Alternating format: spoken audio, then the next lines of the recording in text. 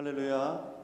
예, 주님의 이름으로 환영합니다. 한 주간 동안도 주님께서 주님 가운데 생활하고 오신 여러분 더욱더 반가운 것 같습니다. 잠시 기도하고 이렇게 찬양했으면 좋겠습니다. 고맙고 감사하신 주님께 오늘도 영광을 올려드립니다. 많은 사람들 가운데 특히 저희 한일의 가족 되게 하신 하나님, 너무나도 이렇게 모일 수 있도록 함께 하시니 감사합니다. 올 한 해도 주님께서 저희를 지켜주시고 주님 가운데 거하는 삶이 될 수 있도록 좀 인도하여 주옵소서. 온전히 주님을 전하는 자로서 성장해 나가게 도와주시며 오늘도 찬양을 통해서 주님께 영광을 돌리는 기회가 되게 도와주옵소서.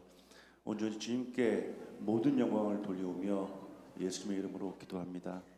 아멘. 우리의 모습을 주님 앞에 비춰보는 오늘 하루 되길 바라면서 온전히 드려지는 이 시간이 될 수 있도록 다 함께 찬양하며 나갑시다.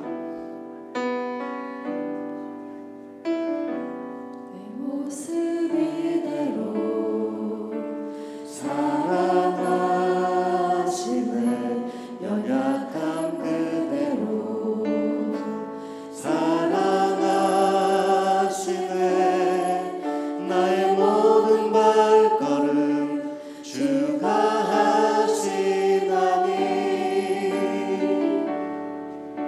날 인도하소서.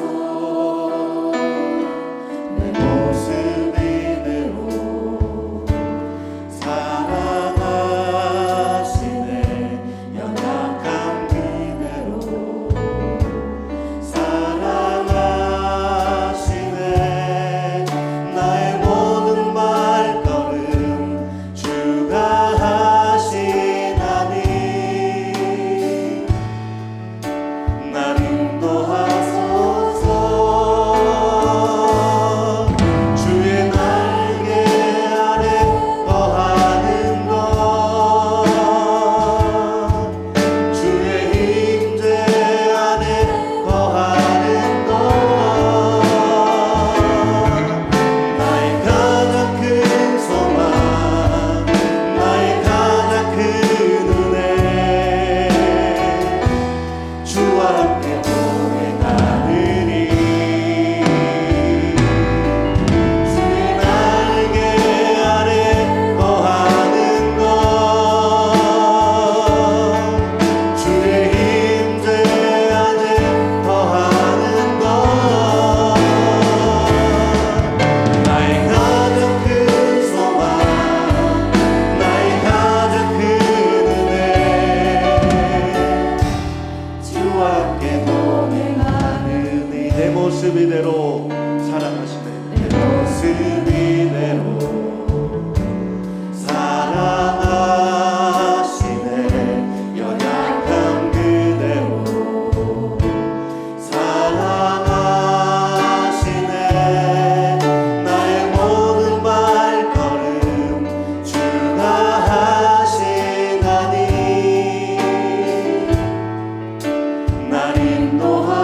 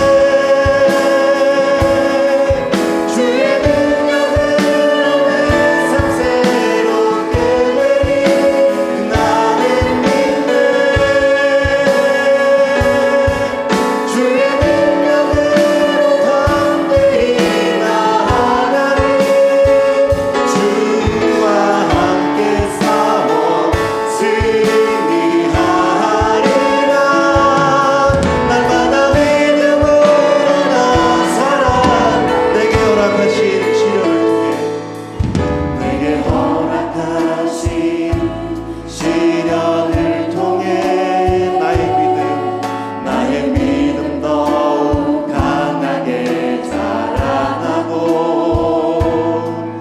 험한 삶과 골짜기 지나는 동안 주께 더 가까이 나를 이끄시네. 내가 겪는 시험이 어렵고 힘겨워도 내 주님보다 크지 않네. 내 앞에 바다가 갈라지지 않으며 주가 나로 바다 위 걷게 하리. 나는 믿네. 주의 능력으로 내 삶 새롭게 되리. 나는 믿네. 주의 능력으로 담대히 나아가리. 주와 함께 싸워 승리하리라. 날마다 믿음으로 나 살아는 믿네. 나는 믿네. 주의 능력으로 내 삶 새롭게 되리. 나는 믿네. 주의 능력으로 담대히 나아가리. 주와 함께 싸워 승리하리라. 날마다 믿음으로 나 살아는 믿네. 나는 믿네. 주의 능력으로 내 삶 새롭게 되리. 나는 믿네. 주의 능력으로 담대히 나아가리. 주와 함께 싸워 승리하리라. 날마다 믿음으로 나 살아. 나는 믿네. 오직 주님만을. 나는 믿네. 주의 능력으로 내 삶 새롭게 되리. 나는 믿네. 주의 능력으로 담대히 나아가리. 주와 함께 싸워 승리하리라. 날마다 믿음으로 나 살아가리.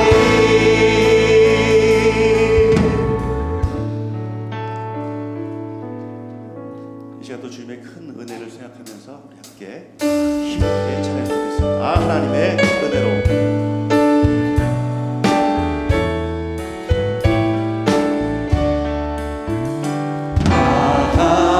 하나님의 은혜로 있을 데 없는 자 왜 구속하여 주는지 난 알 수 없도다. 내가 믿고 또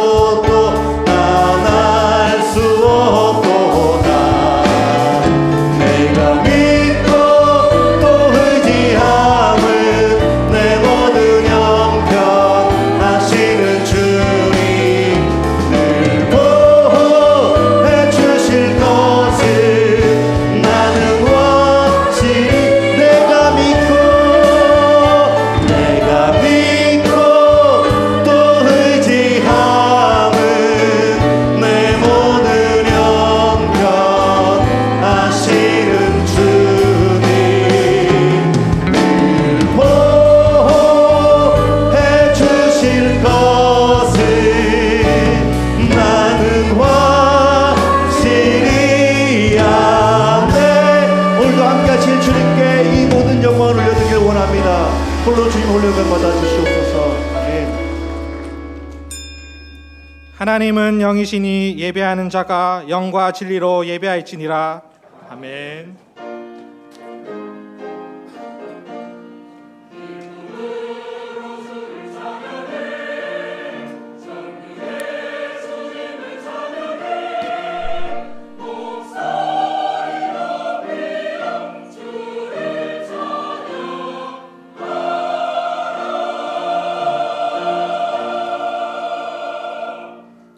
신앙 고백합니다.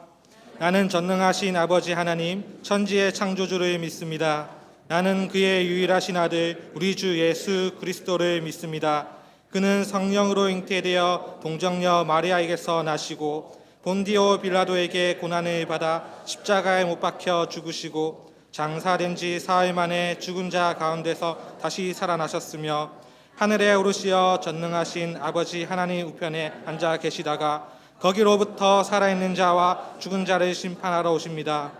나는 성령을 믿으며 거룩한 공교회와 성도의 교제와 죄를 용서받는 것과 몸의 부활과 영생을 믿습니다. 아멘. 한 주간의 삶을 돌아보며 참회의 기도를 드리겠습니다.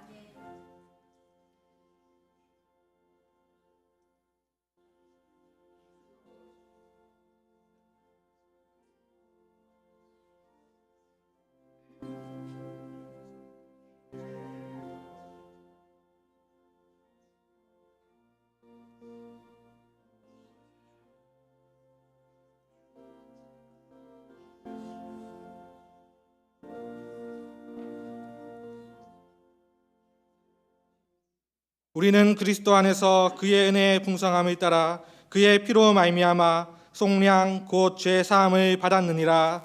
아멘.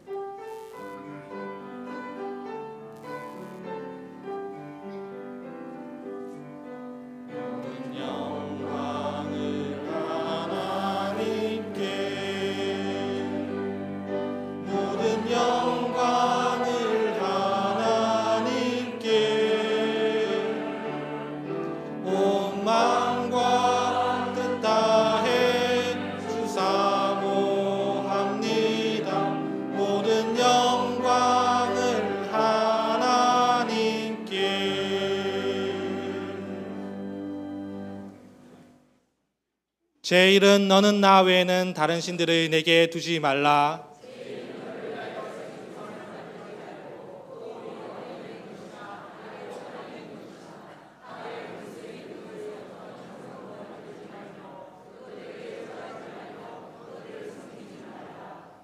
제3은 너는 내 하나님 여호와의 이름을 망령되게 부르지 말라. 제5는 내 부모를 공경하라. 제7은 간음하지 말라.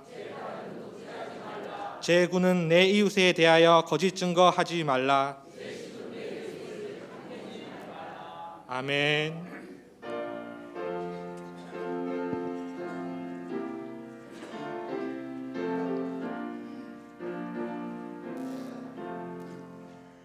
천부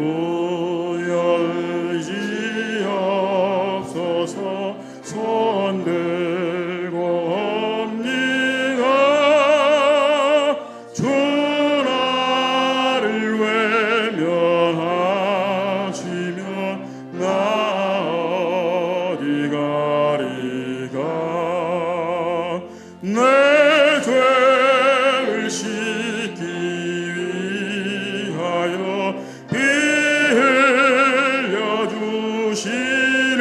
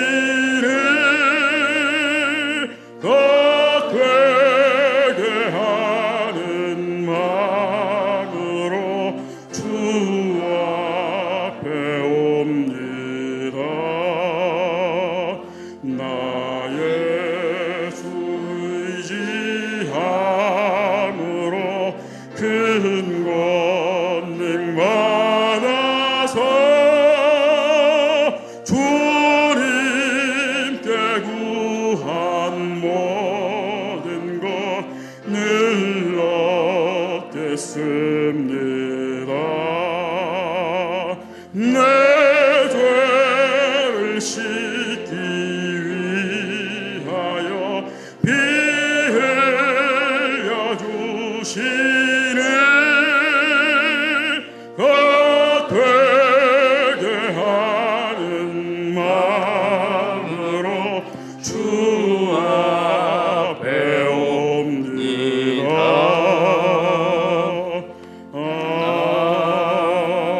아멘.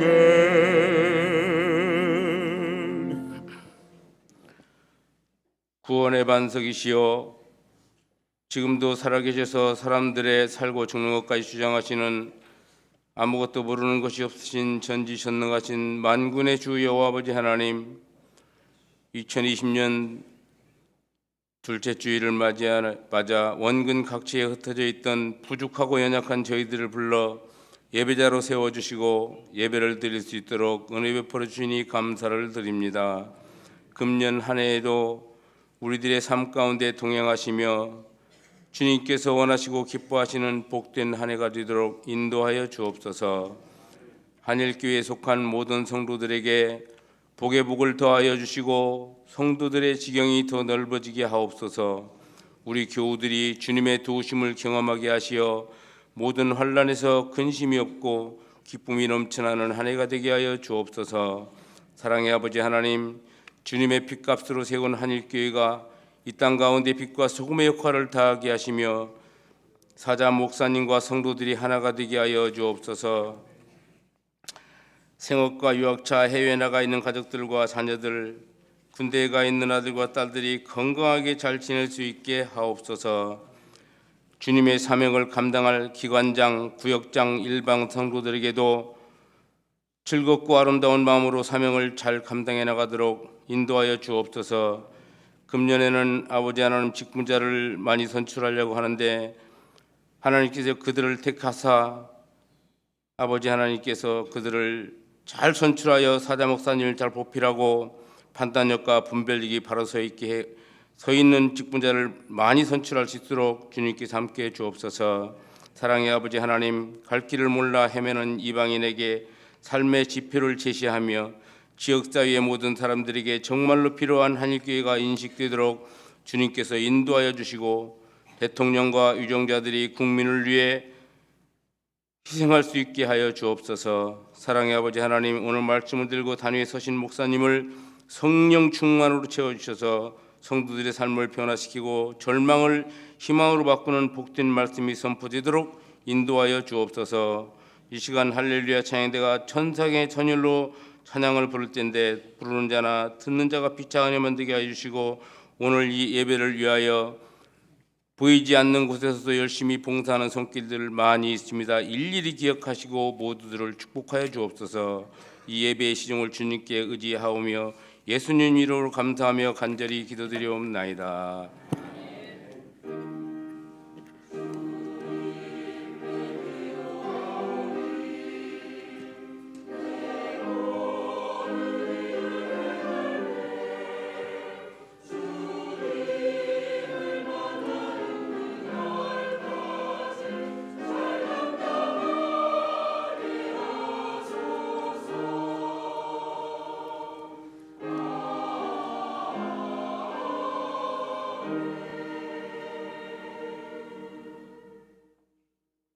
일어나서 하나님의 말씀을 받겠습니다.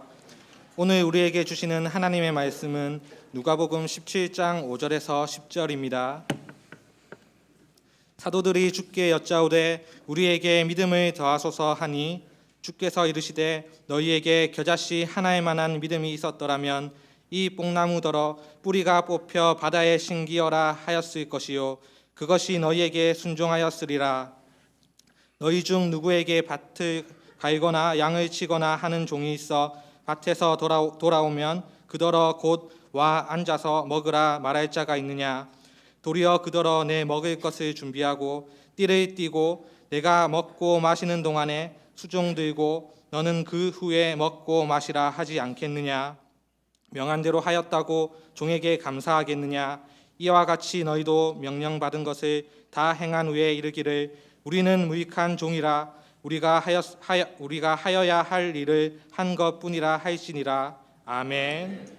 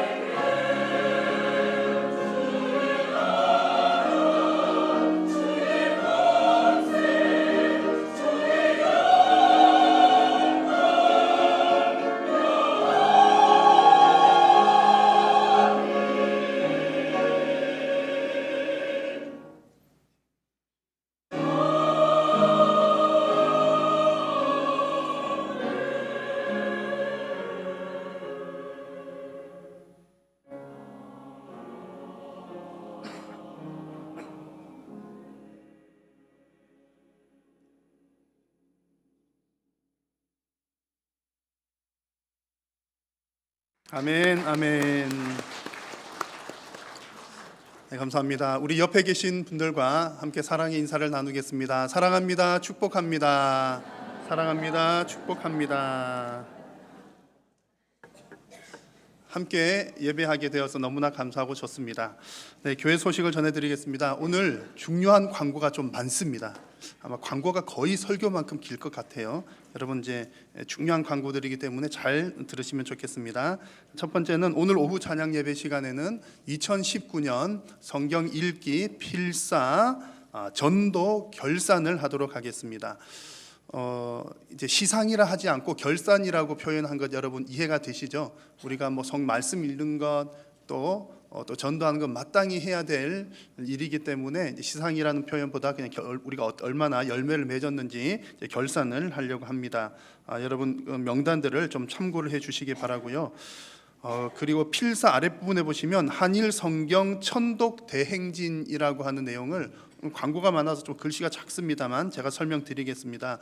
지금까지는 우리가 성경 읽기 필사만 이렇게 우리가 기록을 하기도 했고 연말에 이렇게 결산을 했었는데 이제 올해는 연중에 계속해서 우리 성경 읽은 것들을 누적을 해 나가려고 합니다. 예를 들면 이렇게 하는 겁니다. 우리 한일교회 교인 전체가 한 명 한 명 읽으신 전체가 성경 읽기를 올해를 1000독을 목표로 하는 겁니다. 그러면 우리 교회 성도님들이 아이들까지 1000명 정도가 된다 그러면은 이제 한 사람의 1독씩 하면 1000독을 할 수가 있겠죠. 1000독을 다 하는 날에는 떡도 하고 밥도 하고 잔치도 벌이고 그렇게 이제 했으면 좋겠습니다. 성경 읽기를 하는데 이제 이렇게 진행을 하는 겁니다. 이제 이번 한 주, 2주 차인데 예를 들어 제가 이미 이제 2주 만에 성경 일독을 했어요. 그럼 이제 다음 주 주보에 한일교회 한일 성경 천독 대행진 땡땡에서 5개강 괄호 1독을 했다는 거고요. 또 한일교회 우리 한일교회 전체 일독했다는 거죠. 이제 다음 주에는 이제 오늘 사회를 봤던 이주성 전도사님이 또 일독을 했습니다. 그러면 이제 저는 이름은 빠지고 이제 그 주간에 한 사람 이주성 괄호 1 그리고 한일은 몇 독이 되죠? 2독 이렇게 되는 겁니다. 바로 이해를 하셨네요. 이렇게 해서 우리 한일이 천독까지 가는 것을 해서 우리가 한 말씀을 늘 가까이 하는 운동을 좀 펼쳐 보려고 합니다. 이렇게 하는데 이제 지금까지는 주로 읽기만 결산을 했었습니다. 그런데 요즘에는 성경을 읽는 방법들이 다양합니다. 그래서 성경책을 읽는 방법도 있고 또 우리 교회 홈페이지에 타자를 또 열심히 하시는 분들이 많이 계십니다. 지금까지 그거 결산을 따로 못했는데 올해는 그런 것 결산을 하고 필사 또 읽기 천독의 결산을 합니다. 그래서 성경을 한 독을 읽으면 1, 성경 필사를 전체 다 하면 10번 읽은 걸로 이렇게 해서 10독에 해당되고요. 홈페이지에서 성경 타자를 전체 1독을 하시면 3번 읽은 것으로 3독으로 간주를 하고 요즘에 듣기 하시는 분들 많으시죠. 성경 듣기는 2번을 들으시면 1독 하는 것으로 해서 여러분 그런 것까지 다 기록을 해주셨다가 성경 읽기표가 교회 곳곳에 비치가 되어 있습니다. 그래서 내가 전체 일독을 다 하시면 성경 읽기표에 혹시 표가 뭐 다른 종류의 표라도 상관없습니다. 내가 이거 했다라고 하는 내 이름을 적은 뭐 조그만한 뭐 쪽지 정도면 되겠습니다. 해서 사무실로 제출을 해주시면 주보에도 기록을 하고 우리 교회 전체가 몇 독 읽어가는지를 함께 우리가 보면서 또 서로 격려하고 또 서로 힘을 내서 말씀을 늘 가까이 하면 좋겠습니다. 올해의 성경 천독 읽기에 모두가 다 참여하시기를 바랍니다. 아멘 안 하신 분들 제가 잘 이해를 했습니다. 뭐 그러실 수 있습니다. 네, 우리 열심히 다 함께 참여하면 좋겠습니다. 지난 주간에 구향여 집사님, 박인호 안수 집사님 가정 장례식 은혜 가운데 잘 마쳤습니다. 또 많이 위로해 주셔서 감사합니다. 주일 오후 돌봄 학교에 관한 안내입니다. 우리 교회 이제 어린 자녀들을 둔 부모님들이 이제 예배에 참여하기에 참 어려운 점들이 계속 있어 왔습니다. 이제 어른들은 어른 예배에 참여를 해야 되는데 아기들이 어려서 오전이든 오후든 이렇게 예배 참여가 참 힘든 면이 있었는데 오후 예배 시간에 이제 아이들 교회 남아 있는 자녀들 돌봄 팀을 구성을 했습니다. 그래서 1월 27일부터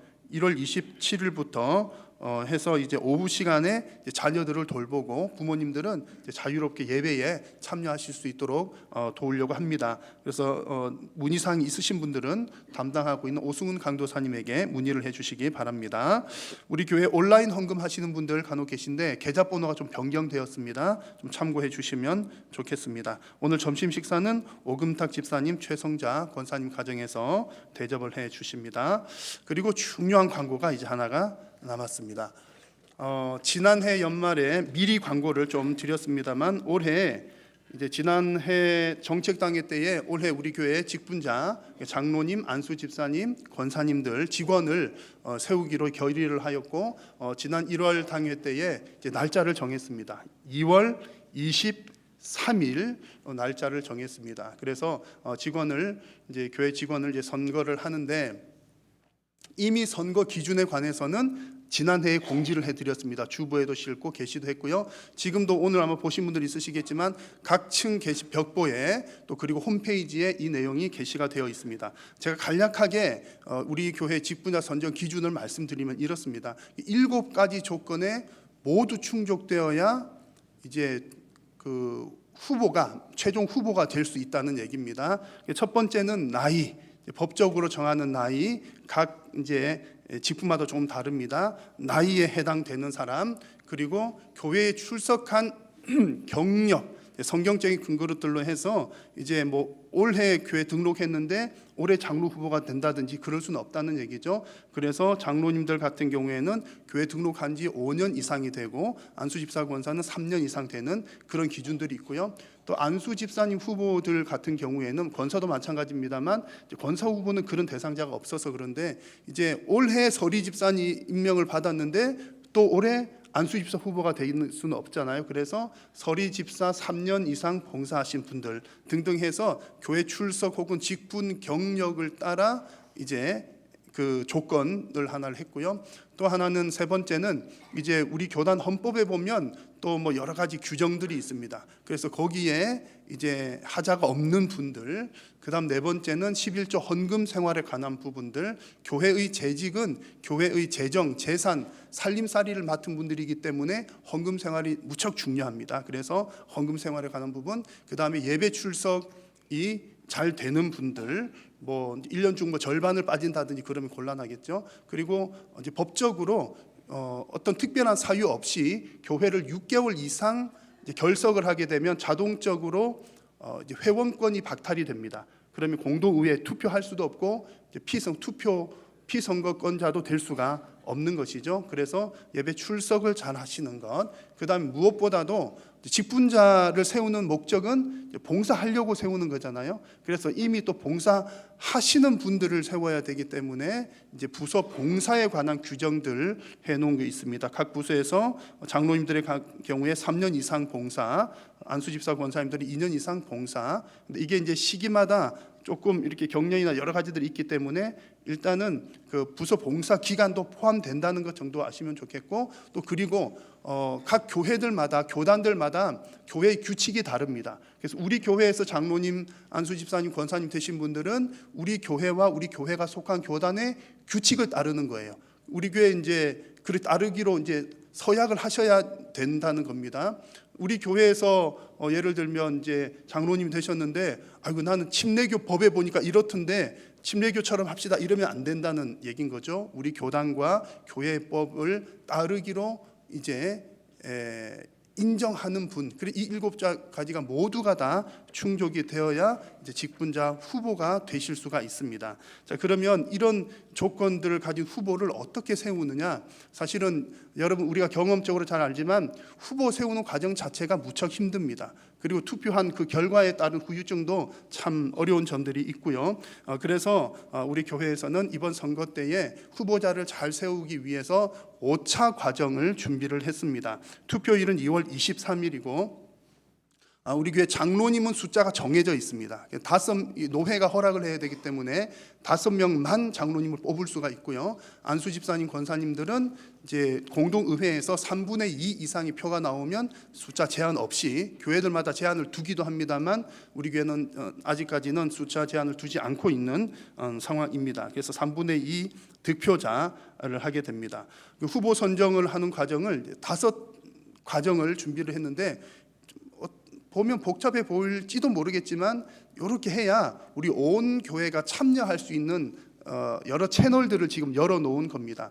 일반적으로 교회에서 선거할 때는 한 2주, 3주 전쯤에 공지하고 투표를 바로 하는 경향들이 많습니다. 일반적으로 그럽니다. 이게 시간이 길면 좀 또 이게 부작용들이 있기 때문에. 그러나 우리는 이미 지금으로부터도 2달 이나 남았죠. 또 지난해 연말에 광고했죠. 이렇게 한 것이 좀 더 많은 성도님들의 참여를 유도하기 위해서 그렇습니다. 그래서 이제 이 투표를 후보자를 선발하는 게 이제 5단계인데, 첫 번째는 이제 오늘입니다. 오늘은 연령, 그 나이, 법적인 나이에 해당되는 분, 그리고 출석하시는 분들의 명단을 전부 올립니다. 언제 올리냐면 예배 마치고 나가시면 올라와 있을 거예요. 각 층의 게시판에 게시가 되어 있고 홈페이지에 게시가 될 겁니다. 출석이 양호한 분들, 아까 우리 조건은 7가지였지 않습니까? 직분의 조건 7가지였는데 오늘 올리는 기준은 이제 2가지만 올려드리는 겁니다. 2가지만 올려드리는 것이고, 또 나머지는 이유를 그 뒤에 설명을 하겠습니다.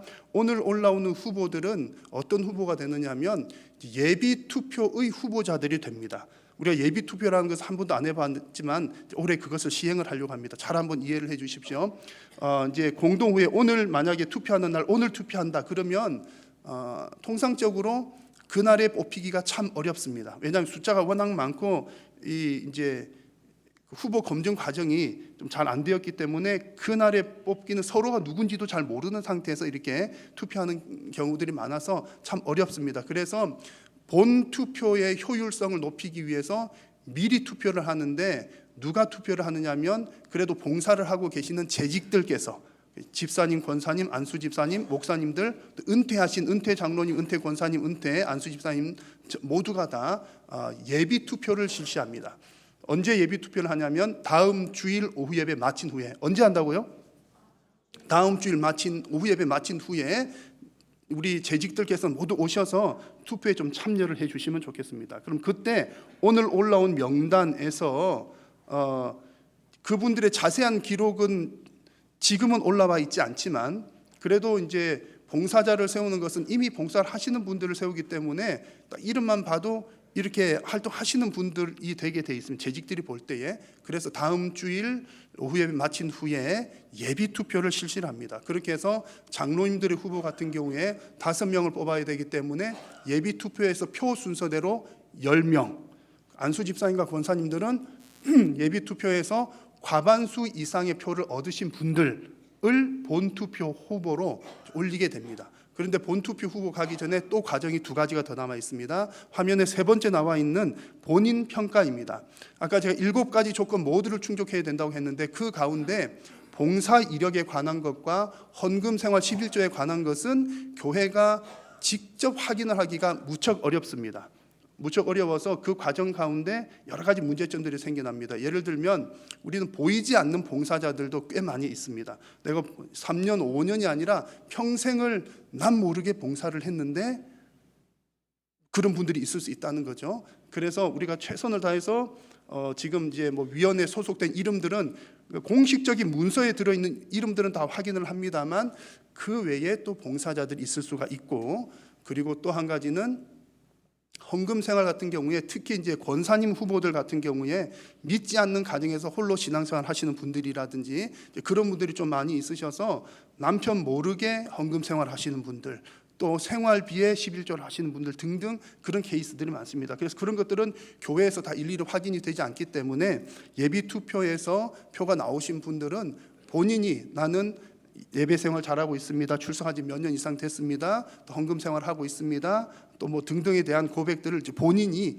작성을 하나님 앞에서 정직하게 작성을 하는 겁니다. 그렇게 한 이후에 이제 당회에서 최종 후보를 선정을 해서 올려드리게 됩니다. 그 가운데 지금부터 당회 하기까지 2월 9일까지는 의견 수렴 기간을 정해 두었습니다. 화면 보시는데 4번째 네모가 되겠는데요. 의견 수렴이라고 하는 것은 혹시 이 과정에서 이의가 있으면 얼마든지 의견을 제시를 할 수가 있습니다. 예를 들어서 연령 같은 경우에 모든 연령은 법 등본상의 나이로 합니다. 그런데 우리 교회에 이제 여러분들이 등록하실 때 적으셨던 그 나이가 등본상의 나이가 아닐 수가 있어요. 그래서 그게 상이한 부분이 있다든지 하시면은 교회에 알려주시면 되겠고, 또 나는 봉사를 하는데 나는 왜 이름이 빠졌습니까? 라고 하는 것들 얼마든지 말씀을 해주시면 되겠습니다. 김성호 목사님에게나 혹은 우리 장로님들, 또 그 가운데 이번 이제 투표 개표 위원으로 당에 서 계신 최진영 장로님 담당하기 때문에 문의를 하시거나 또 의견을 내주시면 우리 당에서 또 잘 의논을 하도록 하겠습니다. 그래서 이런 과정들을 쭉 하는 것은 이 과정을 통해서 은혜롭게 직분자들이 잘 세워지게 하기 위함입니다. 무엇보다도 이 일에 있어서 가장 중요한 것은 우리 온 교회가 함께 한 마음으로 기도하는 것이 가장 중요한 일입니다. 그래서 우리 모두가 함께 기도함으로 이 직분자 세우는 일을 감당하여서 우리 교회의 귀한 일꾼들을 이번에 함께 잘 세워낼 수 있기를 바랍니다. 투표일은 언제라고요? 2월 23일, 2월 마지막 주일이 이제 공동의회 그날 낮 예배 시간대에 예배 후에 이렇게 하고요. 그리고 다음 주는 뭐 한다고요?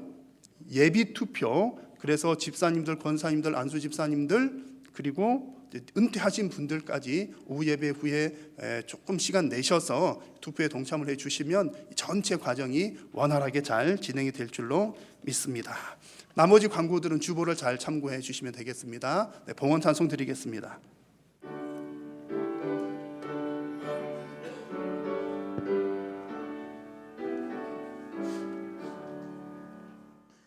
내게 있는 모든 것을 아낌없이 드리네. 사랑하고 의지하며 주만 따라 살리라. 주께 드리네. 주께 드리네. 사랑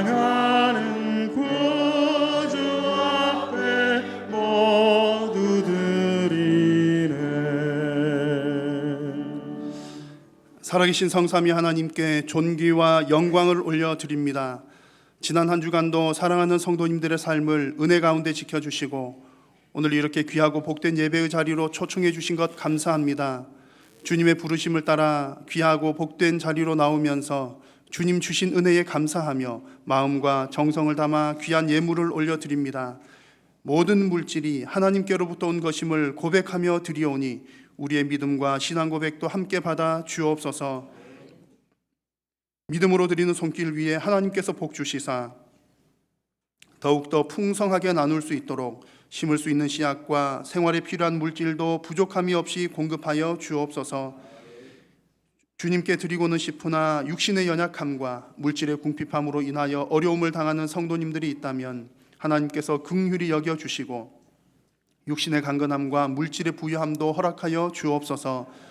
지금도 병상에서 고통당하는 성도님들 속히 회복시켜 주시고 하나님의 놀라운 치료의 역사를 경험하게 하옵소서.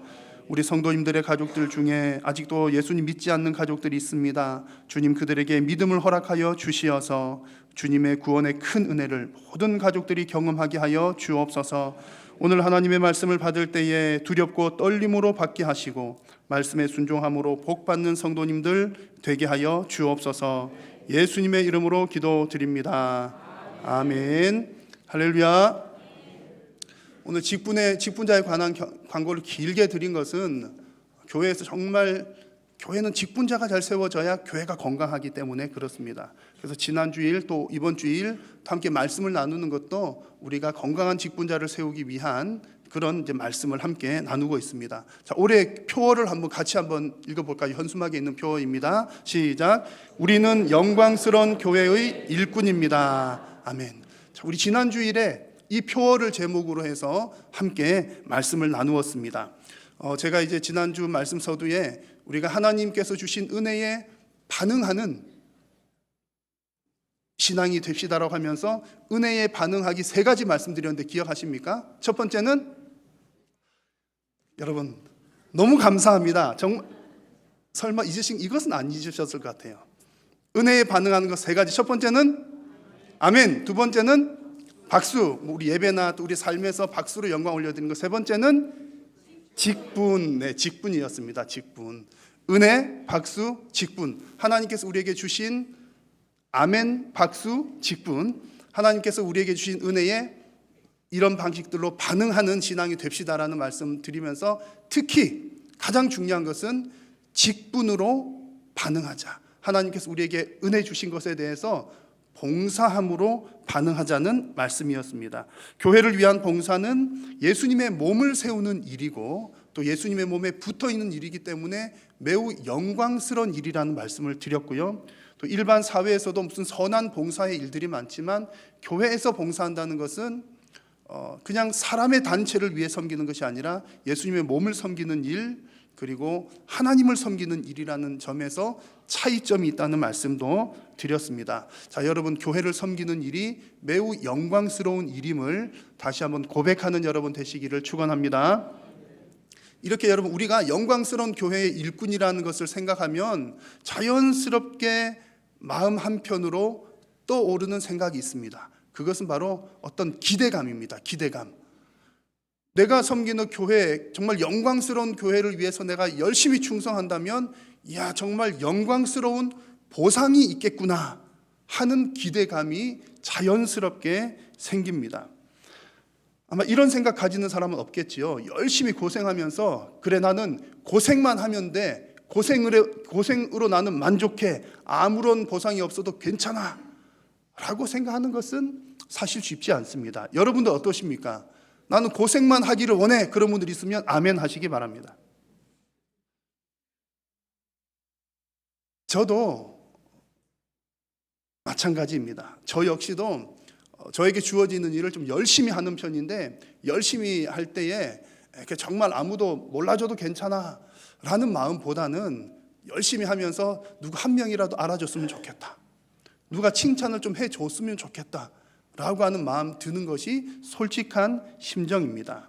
자, 그런 마음은요 예수님의 제자들도 그러했고 지금 대부분의 성도님들도 마찬가지일 것입니다. 자, 그러나 우리가 잊지 말아야 될 중요한 부분이 있습니다.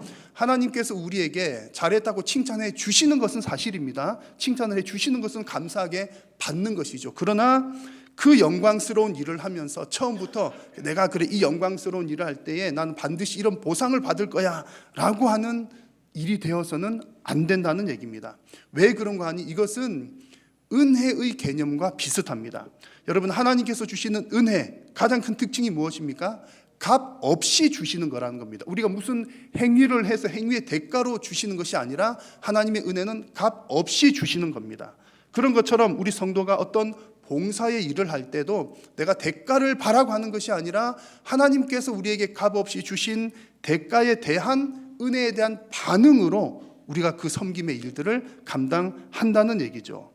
나중에 하나님께서 여러분들에게 저는 반드시 칭찬해 주실 것이라고 확신을 합니다. 너가 맡겨주신 사명대로 달란트대로 잘 감당했구나라고 칭찬하고 상급을 주실 텐데 그것마저도 하나님께서 우리에게 주시는 은혜라는 사실은 변함이 없습니다. 그래서 오늘 말씀의 가장 중요한 핵심이 바로 이 부분입니다. 우리 직분자들, 봉사하는 봉사자들이 가져야 할 중요한 주의사항이기도 합니다. 그래서 오늘 말씀을 보시면 이런 고백이 담긴 정말 좋은 표현이 나왔습니다. 한번 같이 따라 한번 해보겠습니다. 나는 무익한 종입니다. 무익한 종입니다. 오늘 말씀에 나오는 우리는 무익한 종입니다라고 하는 그 고백에 대해서 오늘 말씀을 한번 잘 살펴보려고 합니다. 자, 오늘 읽은 말씀은요, 어떻게 보면 참 쉬운 말씀인 것처럼 보이는데 사실은 무척 어려운 말씀입니다. 그래서 여러분 귀를 쫑긋 세우고 들으셔야 합니다. 말씀의 첫 부분을 보시면 사도들이 주께 여짜오되 우리에게 믿음을 더하소서라는 말로 시작을 합니다. 우리에게 믿음을 더해 주십시오라고 하는 말로 시작해서 마지막 절을 보시면 우리는 무익한 종이라라고 하는 고백으로 마무리를 짓습니다. 제자들이 우리에게 어느 정도 믿음이 있는데 믿음을 좀 더해 주십시오라고 하는 요청이 우리는 무익한 종입니다라고 하는 고백으로 마무리가 됩니다. 이 두 가지 이야기는 서로 연관이 없어 보이기도 합니다. 믿음의 얘기와 종의 이야기, 그러나 이 이야기는 한 단락으로 이어지는 예수님의 말씀입니다.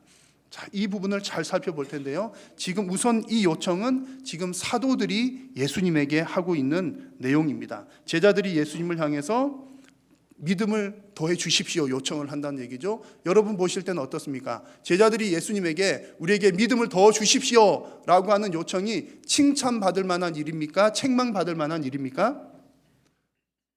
왠지 칭찬받을 만한 일처럼 보입니다. 그렇잖아요. 믿음 달라는 게 나쁜 건 아니잖아요. 믿음 가지려고 하는 게 얼마나 좋은 일입니까? 자, 그런데 예수님의 대답을 보면 그 분위기가 아니라는 것을 알 수가 있습니다. 6절 말씀을 같이 한번 읽겠습니다. 주께서 이르시되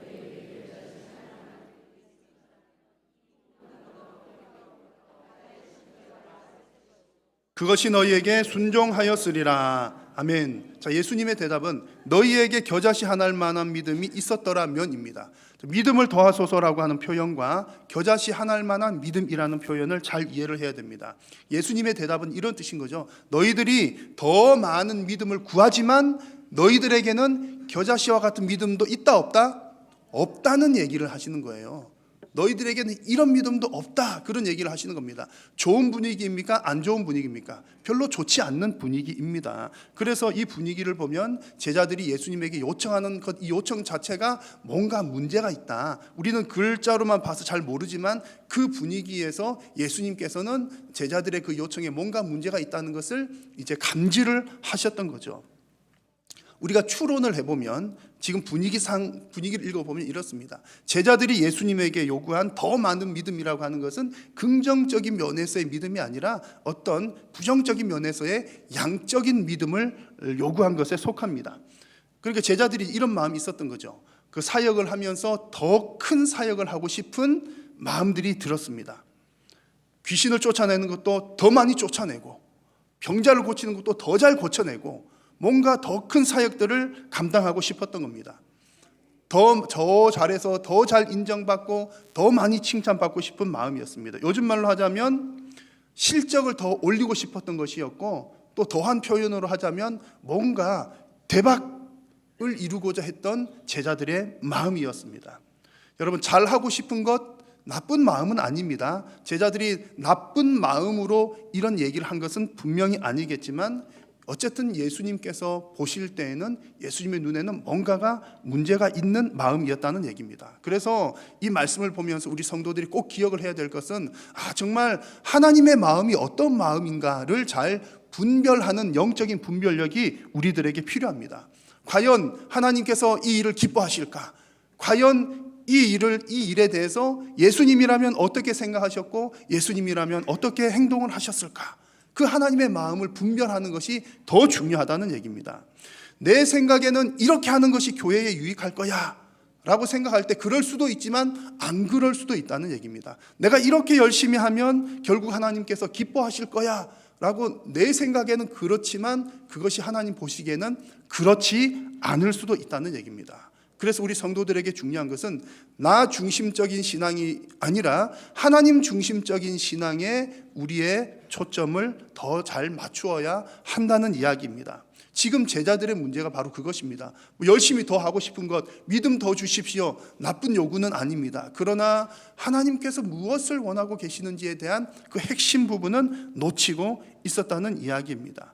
예수님께서 보실 때에 제자들이 어떤 하나님 중심적인 신앙이나 그 뉘앙스가 아니라 자기 자신을 더 드러내거나 자기 자신의 업적을 쌓고자 하는 그런 마음들이 보였기 때문에 예수님께서는 좋은 평가를 내리지 않으셨던 겁니다. 그래서 여러분, 중요한 것은 우리가 하나님의 일을 감당해 나갈 때에 하나님께서 기뻐하시는 마음이 무엇인지를 잘 분별하는 것입니다. 여러분들에게 그런 분별하는 은혜가 있으시기를 축복합니다.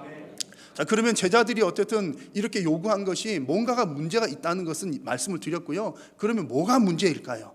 예수님의 마음은 어떤 마음이었겠습니까? 예수님께서는 무엇을 바라셨기에 그들에게 너희들에게는 이런 믿음도 없다 말씀을 하셨을까요? 자, 예수님의 대답을 다시 한번 보시면 그 마음을 알 수 있습니다. 예수님께서 하신 말씀은 겨자씨 한 알 이야기죠. 겨자씨 한 알, 우리에게 믿음을 더 주십시오라고 하는 제자들의 요청에 대한 예수님의 대답은 너희들에게는 겨자씨와 같은 믿음이 필요하다는 겁니다. 너희들에게는 이런 믿음도 없는데 너희들에게 지금 필요한 것은 더 큰 믿음이 아니라 겨자씨와 같은 믿음이 필요하다, 그 얘기를 하시는 겁니다. 그러면 겨자씨와 같은 믿음은 무슨 믿음을 말할까요? 크기가 작다는 의미도 있겠지만 근데 그 의미보다는 큰 믿음보다는 작은 믿음이 필요해, 그런 뜻은 아닐 거잖아요. 그래서 겨자씨라고 예수님 말씀하시는 것의 핵심은 생명력에 있습니다. 생명력. 너희들에게는 생명력 있는 믿음이 필요해, 그 얘기를 하시는 겁니다. 여러분, 겨자씨 보신 적 있으십니까? 조그만한 어쨌든 조그만한 좁쌀? 제일 작은 게 뭘까요? 어쨌든 한 2mm 안팎되는 조그만한 씨앗입니다. 이렇게 작은 씨앗이 이제 보통은 한 1m 정도 자란다고 그러고요. 잘 자라면 4, 5m까지 자라난다고 합니다. 그 작은 씨앗에 비하면 어마어마하게 커지게 되는 놀랄만한 크기가 되는 거죠. 이 사진에 보시는 그것은 이스라엘 골란 고원에 있는 이 겨자나무라고 합니다. 여러분 보실 때 나무입니까? 풀입니까? 제가 보기엔 풀처럼 보여요. 우리나라의 무슨 이렇게 제주도의 노란 유채꽃 같은 무슨 그런 풀처럼 보입니다. 근데 우리나라 사람들이 볼 때는 나무 그러면 나이테가 있어야 나무인데 이스라엘 사람들은 꽃대가 올라오는 것은 다 나무라고 이야기를 한다고 합니다. 그래서 이 겨자도 겨자나무라고 부르고 우리가 볼 때는 겨자풀 이렇게 불러도 상관없습니다. 어쨌든 중요한 것은 예수님께서 이 믿음에 대해서 이 겨자나무, 겨자씨의 비유를 하는 것은 이 작은 씨앗이 이토록 생명력이 있다는 것을 보여주는 데 있습니다. 참된 믿음이 바로 그와 같다는 거죠. 정말 참된 믿음, 매우 작아 보이는 믿음이라도 참된 믿음은 생명력이 있기 때문에 그 믿음이 큰 능력을 발휘한다는 내용입니다. 예수님께서는 그 비유를 또 이어서 말씀하시기를 뽕나무 이야기로 이렇게 비유를 하였습니다. 뽕나무는 그 번식력이 대단히 좋고요. 뿌리를 내리는데 아래로 옆으로 이렇게 넓게 뿌리를 내린다고 합니다. 그래서 웬만한 폭풍 후에도 끄떡없는 나무가 뽕나무인데 하나님을 향한 생명력 있는 믿음은 이 뽕나무를 뽑아다가 어디에 심어요? 바다에 심는 것과 같다 그럽니다. 이것도 내가 직접 뽑아다가 심는 것이 아니라 말로서 뽕나무에 뽑혀라. 여러분, 이게 가능한 일입니까? 불가능한 일입니까? 불가능한 일이라는 거죠. 그냥 풀 하나도 뽑혀라 해서 뽑히는 것도 쉽지 않은데 그렇게 견고하게 내려져 있는 뽕나무 뽑혀라. 그리고 바다에다가 심겨라. 불가능한 일인데 생명력 있는 믿음은 이것을 가능하게 한다는 거죠. 그럼 결국은 무슨 얘기입니까? 내가 할 수 있다는 얘기입니까? 하나님께서 하신다는 얘기입니까? 하나님께서 하신다는 얘기죠. 그래서 여러분, 제자들은 양적인 믿음을 기대했다면 예수님의 대답은 질적인 믿음을 가지라고 권고하시는 겁니다. 질적인 믿음이 바로 생명력 있는 믿음인데 양적인 믿음, 질적인 믿음의 차이는, 양적인 믿음은 그런 겁니다. 뭔가를 더 많이 하는 믿음, 많이 해서 증명하는 믿음, 내가 할 수 있는 믿음, 내가 할 수 있는 어떤 일들, 여러분, 이런 것들은 사실 우리 신앙에 있어서 믿음이라고 보다는 신념에 가깝습니다. 그러니까 하나님을 믿는 믿음은 없어도 선한 일들도 많이 할 수가 있습니다. 양적인 일들을. 그러나 하나님께서 우리에게 바라시는 믿음은 너가 열심히 해가지고 너가 뭐 많이 하는 그런 믿음을, 그런 양적인 믿음을 원하시는 것이 아니라 질적인 믿음, 생명력 있는 믿음을 원하십니다. 생명력 있는 믿음이라는 것은 내가 할 수 없는 것을 하는 믿음입니다. 결국 하는 것은 누가 한다고요? 하나님께서 하시는 것이지요. 그래서 그 믿음이라고 하는 것은 우리 입장에서 볼 때는 하나님을 향한 전적인 신뢰가 되는 겁니다. 왜냐하면 생명력이라고 하는 것은 오직 하나님으로부터만 나오기 때문입니다. 자, 여러분, 뽕나무야, 뿌리가 뽑혀서 바다에 심겨져라. 일이 가능합니까? 불가능합니까? 불가능하다고요. 그러나 내가 할 수 없는 그 일을 하나님께서 하시기 때문에 그 믿음 속에는 생명력이 있다는 말씀입니다. 그러므로 여러분, 생명력 있는 질적인 믿음은 내가 했습니다라는 고백이 아니라 하나님께서 하셨습니다라고 하는 고백입니다. 생명력이 있는 질적인 믿음은 내가 할 수 있습니다가 아니라 하나님께서 하실 수 있습니다라고 하는 고백입니다. 지금 오늘 말씀 속에서 제자들은 내가 하고 내가 할 수 있는 것을 생각하다 보니까 나에게 더 큰 믿음이 필요하다고 생각을 했습니다. 양적인 믿음을 필요로 하는 거죠. 그러나 여러분, 우리 성도들에게 있어서 이 부분을 우리는 무척 조심해야 됩니다. 왜냐하면 결국 이것이 나의 공로, 나의 의를 쌓는 일이기 때문입니다. 그래서 교회의 일꾼들에게 필요한 것은 내가 뭔가를 이루겠다라고 하는 어떤 성과 지향적인 양적인 믿음이 아니라 불가능도 가능케 하시는 하나님 중심의 생명력 있는 질적인 믿음이 우리들에게 필요합니다. 여러분들에게 이와 같은 생명력 있는 믿음 있으시기를 축원합니다. 예수님께서 이렇게 지금 믿음 얘기를 하셨거든요. 믿음 얘기를 하시다가 겨자씨 얘기를 하시다가 그 다음부터 나오는 내용을 보면 종에 관한 얘기가 나옵니다. 예수님께서 이 겨자씨 믿음 얘기하신 이유가 그 다음 나오는 얘기를 보면 이게 이렇게 연결되는구나 하는 것을 알 수가 있습니다. 그 다음 나오는 얘기를 보면 예수님께서 믿음 얘기를 하신 이유를 보면 결국 그 다음에 나오는 참된 종의 섬김에 대해서 얘기를 하시려고 이 얘기를 꺼내는 겁니다. 자, 7절 말씀을 보시면 종에 대한 얘기가 나옵니다. 너희 중 누구에게 밭을 갈거나 양을 치거나 하는 종이 있어 밭에서 돌아오면 그대로 곧 와서 앉아서 먹으라 말할 자가 있느냐. 종 얘기를 합니다. 믿음 얘기를 하다가 종 얘기를 하십니다. 이 둘은 관계가 있다고요? 없다고요? 관계가 없는 것처럼 보이지만 관계가 있기 때문에 예수님 함께 말씀을 하시는 겁니다. 예수님 당시의 종의 역할은 매우 분명했죠. 종들은 바깥에서 열심히 밭 갈고 농 갈고 일하고 돌아옵니다. 그럼 집에 와서는 또 뭐 하죠? 집에서도 또 일을 해요.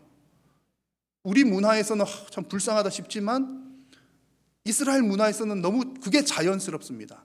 바깥에서 일하고 집에서도 일하고 주인 시중 다 들고 주인 밥 다 먹고 나면 그제서야 종들은 이제 밥을 먹습니다. 자, 9절 말씀 보시면 그렇게 하고서도 명한대로 하였다고 해서 종에게 감사하겠느냐? 감사하지 않는 것이 일상적인 얘기라는 거죠. 종은 일을 하고 나서도 칭찬을 받는 법이 없다는 얘기입니다. 그 문화라는 얘기입니다. 마땅히 해야 될 일을 했기 때문이죠. 그래서 종은 뭐라고 고백을 합니까? 마땅한 일을 했기 때문에 나는 무익한 종입니다라고 고백을 합니다. 무익한 종이라는 것은 쓸모없어, 쓸데없어 그런 의미가 아니라 칭찬받을 만한 아무런 가치가 없습니다.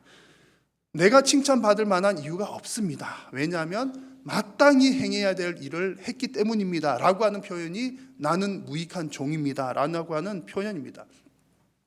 예수님께서 이 말씀을 하신 이유는 이 겨자씨 같은 믿음을 가진 교회의 일꾼이 바로 이와 같다는 말씀을 하시는 겁니다.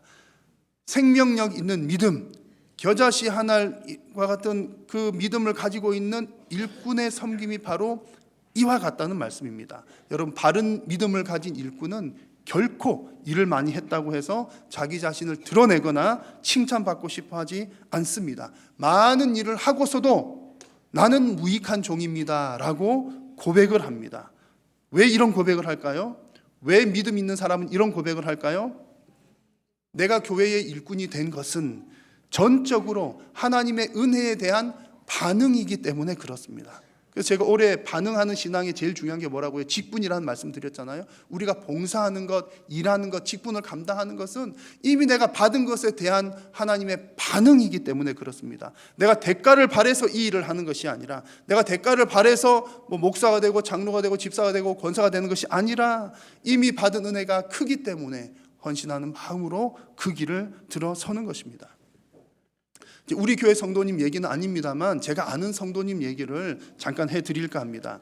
이제 그분은 시장을 볼 때마다 우리 집에 필요한 어떤 음식이 이만큼이면 그 2배를 사십니다. 2배를 삽니다. 요만큼 필요하면 이제 집에 먹을 음식 같은 것들 2배를 사요. 왜 2배로 살까요?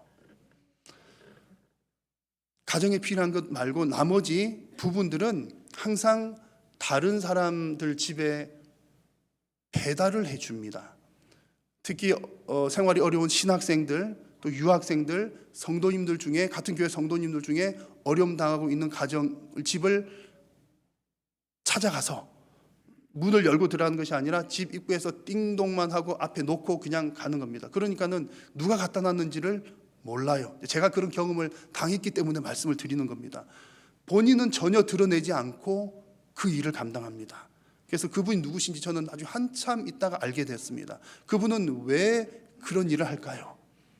왜 우리 집 먹거리 사는 것도 부족할 텐데 장을 볼 때마다 더 사서 다른 사람들을 섬기겠습니까? 그런 은혜를 받았기 때문입니다. 남을 잘 돕는 성도님들을 보면 그런 도움을 받은 경험이 있는 분들이 많습니다. 또 다른 제가 잘 아는 어떤 분은 학교를 다니면서 대학을 다닐 때 가장 어려울 때에, 힘들 때에 교회에서 교회 등록금을 마련을 해 주어서 학교 공부를 계속을 진행을 한 사람이 있습니다. 그래서 그분은 그게 너무 평생 사랑이 빚이기 때문에 늘 젊은 학생들이나 또 청년들이나 보면 누가 또 이렇게 등록금 때문에 어려운 사람이 없나라고 하는 것에 관심을 가지고 신앙생활을 하는 모습을 보았습니다.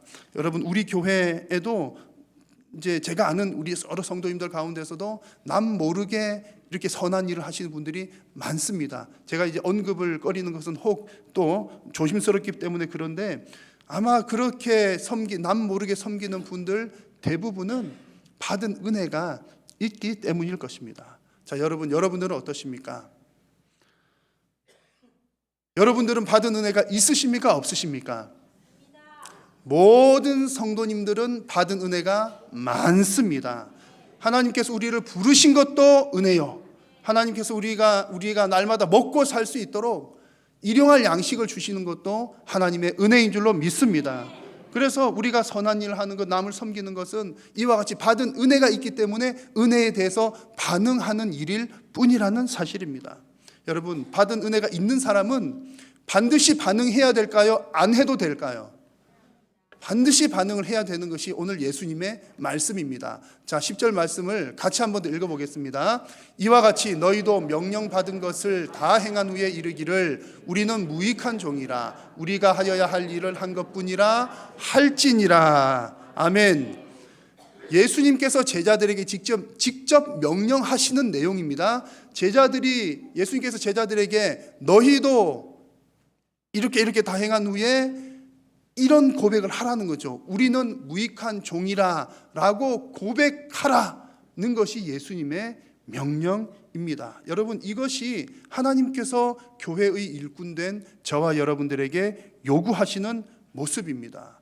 우리는 할 일을 다 하고서도 칭찬받을 것 전혀 없습니다라고 고백해야 되는 것이 우리들의 모습인 줄로 믿습니다. 자, 그러면 여러분 조금 헷갈리시는 분들도 있을 수 있어요. 우리 성도들은 하나님의 자녀입니까? 종입니까? 둘 다인 거죠. 이제 기본적으로 우리의 신분은 하나님의 양자입니다. 하나님의 양자. 양자이면서 또 우리가 하나님의 일을 할 때는 종과 같이 일을 하는 겁니다. 그래서 우리가 양자이기 때문에 하나님으로부터 모든 유산을 다 받아요. 하늘의 놀라운 것들을 다 받아 누립니다. 그러나 또 한편으로 우리는 예수님의 제자로서 또 봉사의 일, 섬기는 일을 할 때는 오늘 말씀에 나온 것처럼 정말 종처럼 아무런 칭찬받지 않아도 이미 받은 것이 너무나 많은 종처럼 이렇게 일을 다 하고서 나는 무익한 종입니다 라고 고백을 하는 것입니다. 여러분, 이런 고백은 너무나 중요합니다. 성도에게 이와 같은 고백을 하는 것은 우리의 믿음을 드러내는 일이기 때문입니다. 내가 했습니다 그러면요, 그 구원의 근거가 나로 다시 돌아오기 때문에 구원론적인 문제에서 큰 문제가 생깁니다. 그러나 무익한 종의 고백이라고 하는 것은 정말 생명력 있는 믿음에 대한 귀한 고백입니다.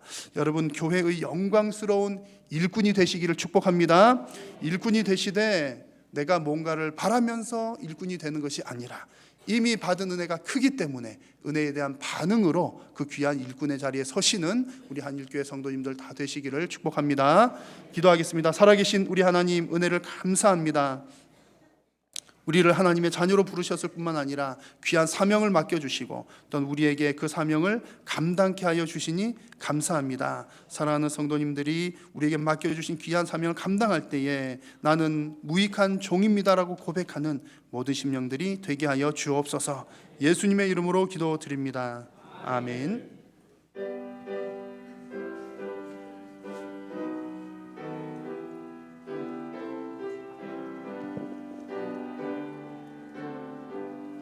내 임금 예수의 주여, 이 죄인이 주님 앞에 한없는 은혜 받고서 내 생명 모두 드리오니 그 풍성하시는 종을 주에게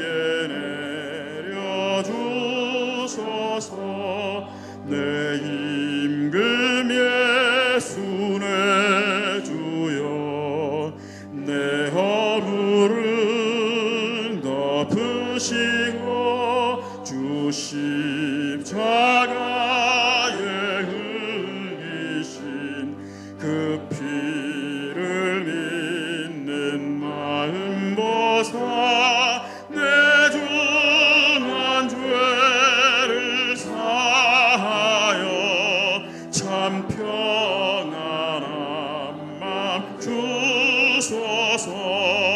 내 임금 예수의 주여, 주 은혜에 감격하여 한없는 감사 찬송을 내 주님 앞에 드리오며 내 맘과 정성 다하여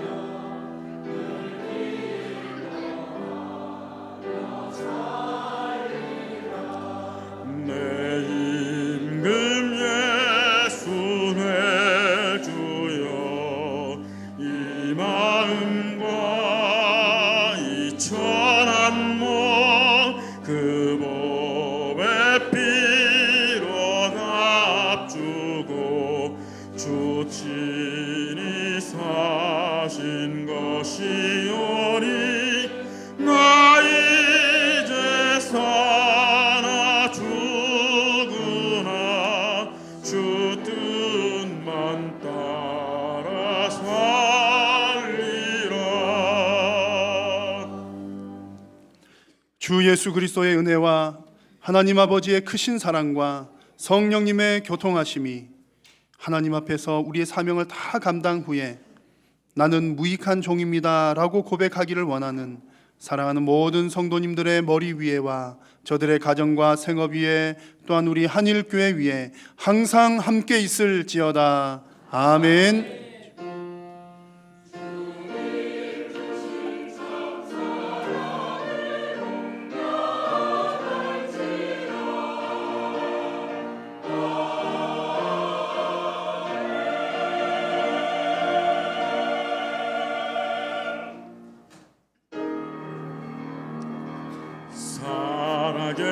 살아계신 주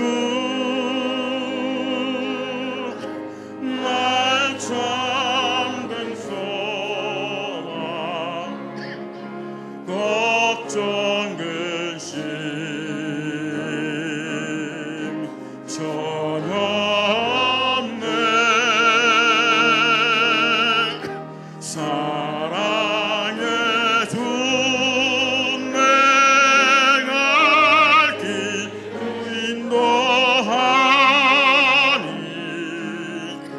내 모든 삶의 기쁨 늘 충만하네.